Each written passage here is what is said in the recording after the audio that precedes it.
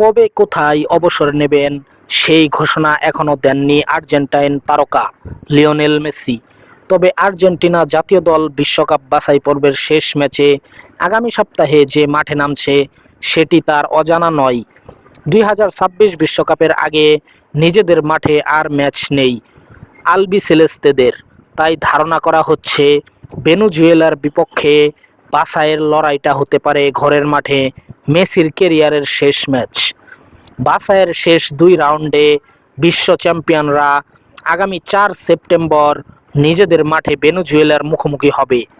এরপর 9 সেপ্টেম্বর ইকুয়েডরের মাঠে খেলবে তারা, যার জন্য গতকাল বৃহস্পতিবার 29 সদস্যের স্কোয়াড ঘোষণা করেছেন আর্জেন্টাইন কোচ লিওনেল স্কালোনি।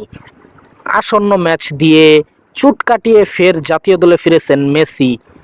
এর মধ্যে প্রথম ম্যাচটি হতে পারে তার জন্য বিশেষ।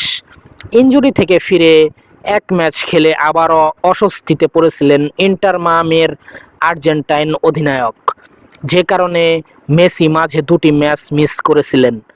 গতকাল লিগস কাপ সেমিফাইনালের মতো গুরুত্বপূর্ণ ম্যাচে তাকে ফেরান কোচ হাভিয়ের মাসচারানো, যেখানে জোড়া গোল করে মেসি মায়ামিকে ফাইনালে তুলেছেন।